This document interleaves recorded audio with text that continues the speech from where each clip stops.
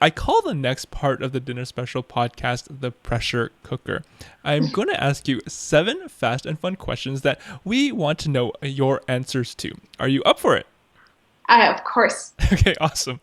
Number 1, which food shows or cooking shows do you watch? Chopped. Okay, number 2, what are some food blogs or food websites that we have to know about? Well, the ones that I mentioned before. So, Vanilla Bean Blog, Dolly and Oatmeal with Food and Love. Sarah from Cake Over Steak has such an interesting food blog that has beautiful recipes, but she also illustrates her recipes. And I know she's been on your show, I believe, and she's fantastic.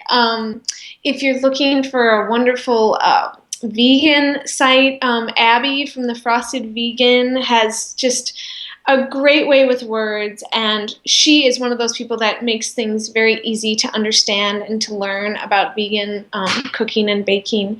I love to, if you've never glanced over the blog, Green Kitchen Stories, just beautiful photography and wonderful, nourishing, healthy food, but that never loses flavor and is exactly what I love to do with, which is cooking seasonally.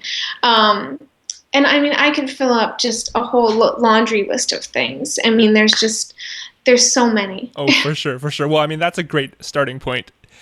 And the number 3, who do you follow on Pinterest, Instagram, Facebook, or Snapchat that make you happy?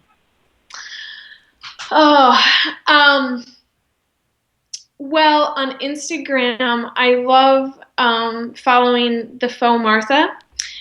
She has, her little girl that she posts pictures of also, but, her food scenes are just so incredible and simple, yet they just make me want to start cooking. And that is something that is obviously, what we all inspire to do.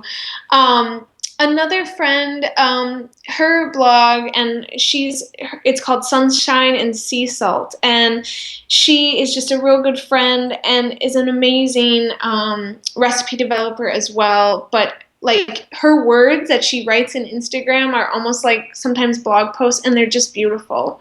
Who else makes me happy? I kind of want to look at my phone just one second, because I'll probably have a lot more ideas. But Old Lady Cakes too is a really fun one to follow along with, and I love following her. And let's see here once. Who's a few others? Again, there's just, you know how that is when there's too many to follow almost. Oh, for sure. But those are a few of my biggest inspirations. Great. Perfect. Number 4, what is the most unusual or treasured item you have in your kitchen?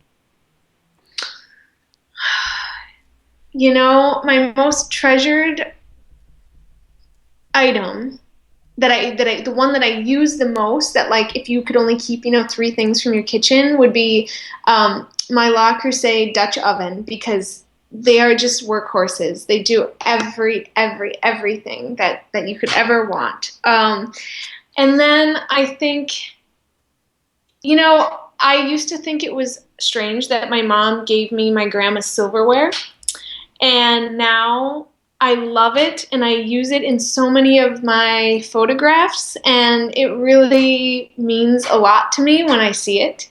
And then thirdly are some of my thrift finds that I find while I'm out trying to find unique things. And one of those is this real old baker's scale. And you'll see it in a couple of my posts and on my Instagram. But it is like they just don't make things like that anymore. Right. Perfect. Number 5, name one ingredient you used to dislike that you now love. Ricotta cheese. I used to not like the texture, and I used to think like because I'd only really had it in lasagna, and I preferred cottage cheese over it in lasagna, and that's kind of what formulated this dislike. And now I think it is so great, whether that's baked, with lemon and olive oil and herbs for an easy appetizer, or, on salads, or my favorite thing too is to put it into desserts, where typically you might use yogurt or something like that, but it creates such a soft texture and moist, rich, just kind of like cake. And it's really a fabulous ingredient. But I thought I hated it. But now you love it. Now I love it. Awesome. Number 6. What are a few cookbooks that make your life better? Um, Deborah Madison's vegetable literacy is, I mean, that should definitely be in your kitchen because it's all about, cooking with families of plants and how they all kind of go together and just really like simple but interesting recipes. And I use that as not only a reference guide, but something every week in my kitchen.